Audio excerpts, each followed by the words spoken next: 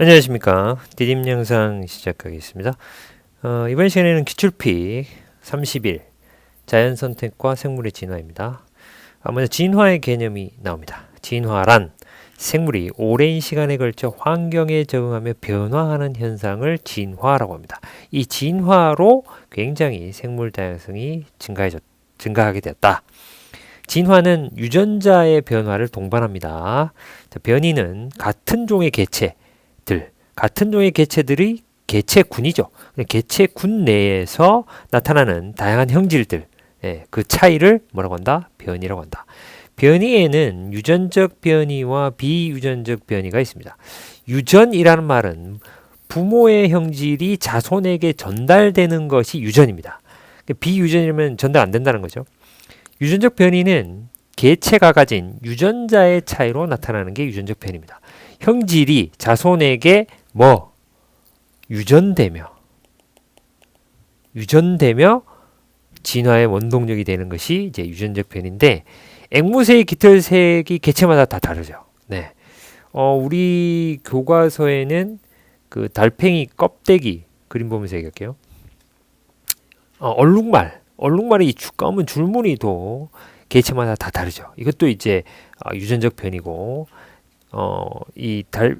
달팽이 껍데기의 이런 모양과 색깔도 다 다르죠. 이런 것도 이제 달팽이라는 한 개체군 안에 변이가 이렇게 많이 나타난다.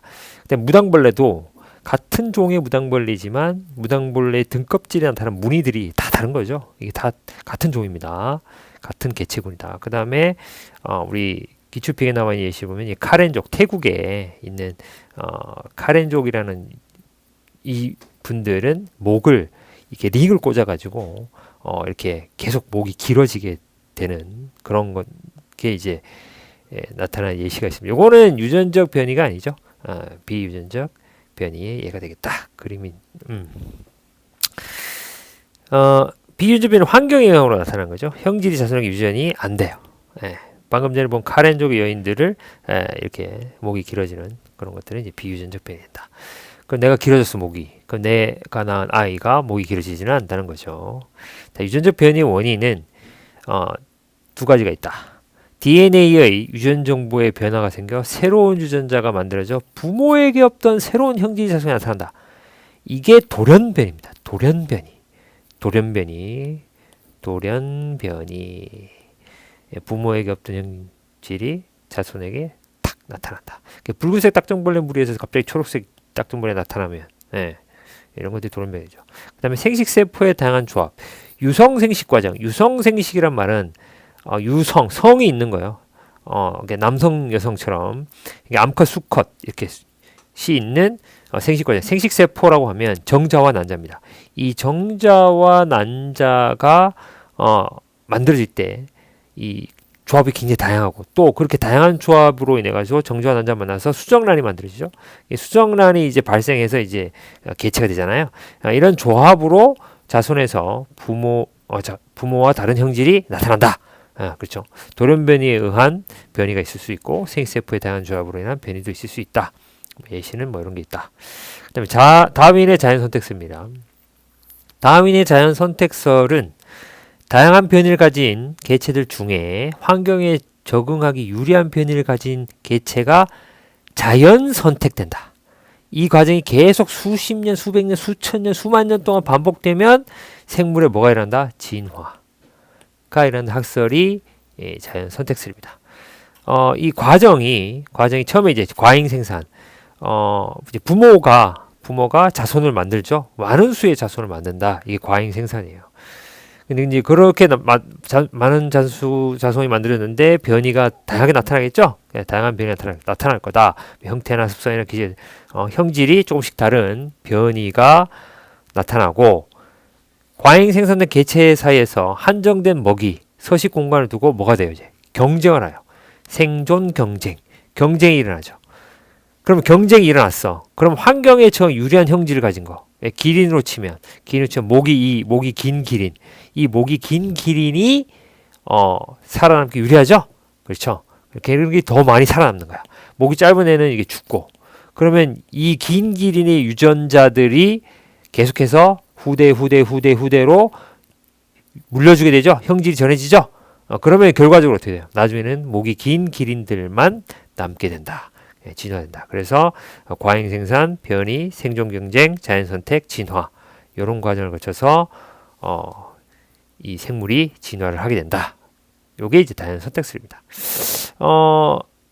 다윈이 자연 선택설을 이렇게 한 거는 갈라파고스에 가서 그 핀치새를 이제 비글호를 타고 가죠. 배를 타고 배 이름이 비글호입니다. 타고 가서 이제 갈라파고스의 군도에 있는 이게 군도라는 말은 섬이 굉장히 많이 있어요. 근데 이제 섬에 다 핀치새가 살고 있는데 핀치새의 이 부리 모양이 다 다르다는 거죠. 이걸 관찰하는 거죠. 예. 그럼 도대체 왜 그렇지? 봤더니 이제 얘네들이 먹는 먹이들이 다 다른 거예요. 예. 먹는 먹이에 따라 이 부리 모양이 다 달라진다는 거죠. 그러니까 먹이 환경이 달랐고 그 환경에서 적합한 환경에 먹고 살기 위해 적합한 부를 가진 핀치가 선택된 거지. 예. 기린이 못 긴 기린이 선택되듯이. 예. 그 이걸 가지고 이제 1859년인가 그때 다윈이 이제 종의 기원이라는 책에서 진화 자연 선택설 진화론을 이제 주창하게 되었죠.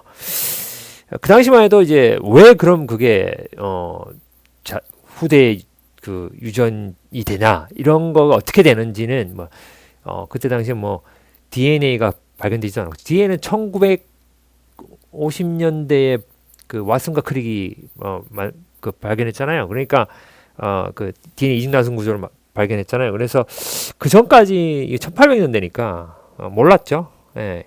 그러니까 다윈이 살았던 시대는 여러분들이 알고 있는 맨델의 유전 법칙 있잖아요. 맨델의 유전 법칙도 모를 때지. 예. 그죠? 맨델의 유전 법칙도 모를 때입니다. 예. 물론 맨델과 다윈이 비슷한 연도에 그때 당시에 살았긴 했지만, 근데 다윈은 맨델의 연구를 몰랐다. 자, 하여튼 어떻게 유전에 어떻게 유전된 건 몰랐어요. 다윈은. 네. 그 다음에 남모양 적혈구 그 빈혈증인데 이 남모양 적혈구 유전자의 빈도가 요 1에서 5, 5에서 10, 뭐 10에서 20% 요 지역에 주로 많이 있다는 거죠. 근데 말라리아도 비슷한 이 지역에 이렇게 발생을 해요. 근데 이게 왜 그러냐면 남모양 적혈구를 갖고 있으면 말라리아 안 걸려 잘. 걸려도 잘 안 죽어.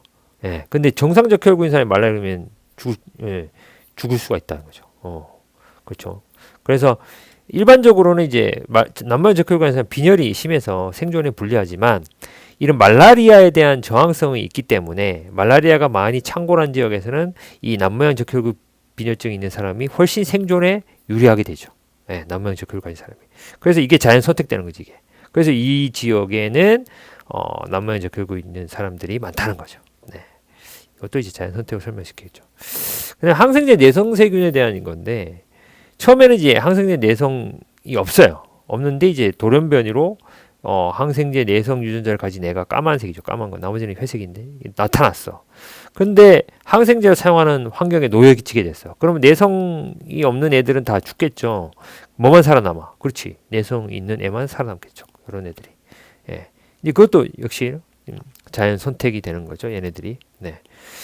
항생제를 사용하면 항생제 내성이면 대부분 죽고 항생제 내성 있는 세균만 살아난다. 즉 항생제 세균이 생존에 유리하여 뭐가 된다? 자연 선택된다 하는 거죠. 자, 오늘은 여기까지 하도록 하겠습니다. 자연 선택과 생물의 진화 수고하셨습니다.